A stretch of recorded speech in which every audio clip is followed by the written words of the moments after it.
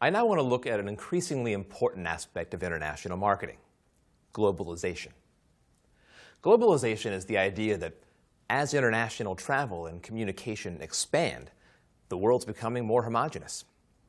Different cultures are converging as people everywhere become increasingly similar in the way they live.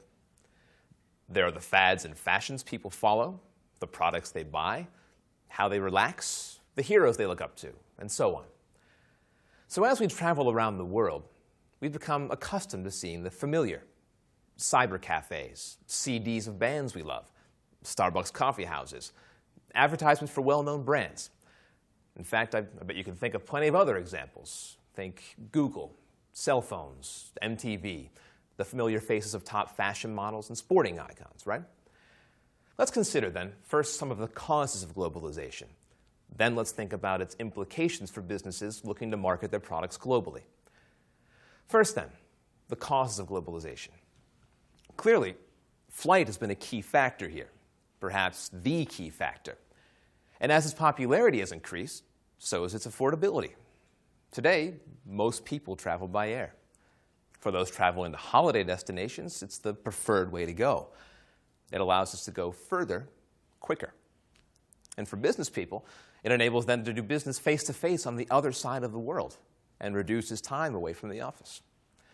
The resulting interaction between cultures has surely promoted shared values and attitudes. This is an important feature of globalization. Then there's the news and entertainment industry. We can't really talk about global culture without considering the huge influence of the internet, TV, radio, newspapers, magazines, and film. Today, these are multi-million-dollar industries, and most films, documentaries, quiz shows, and soap operas are made in the hope that they'll be bought and shown around the world. Many eventually become powerful and lucrative international brands. Popular TV series are watched on every continent and have near universal appeal. Why? Well, because they're based on common human experiences. They evoke feelings and emotions we all share. And this brings me to a key element of the news and entertainment industry and its role in helping create a global society: advertising. Ads are a common feature of television, magazines, and, of course, internet sites. Don't you just hate those pop-up windows? Advertising works through the media, driving fads and fashions. So this makes the media a potent marketing tool, see? Because it spreads ideas incredibly widely, quickly, and effectively. The third and final cause of globalization I want to highlight is politics. I want you to think specifically about the dissolution of social and economic barriers through political activity and international agreements. Take the European Union, for example. Here, a group of countries with quite different and distinctive cultures and traditions have come together in the spirit of cooperation. Many Europeans now have begun to feel that they're members of a larger pan-European culture. Increasingly, heads of government, and not just in the EU, appear to be consulting and acting in unison on issues affecting the entire world. Issues like the environment, crime, world poverty, etc.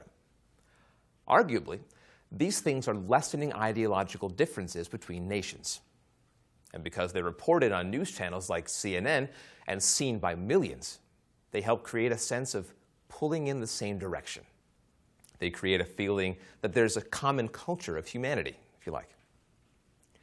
Now, these phenomena have created easier access to global markets, no doubt. But marketing success, as measured by sales figures, is not guaranteed.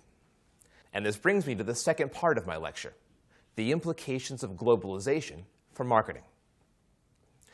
You know, although different markets may share common human wants and needs, marketing successfully to those wants and needs is never universal.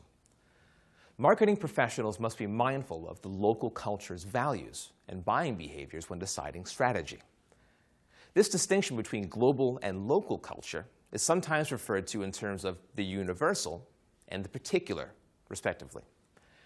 A product becomes a universal icon only because it has particular appeal to many individual cultures across the globe.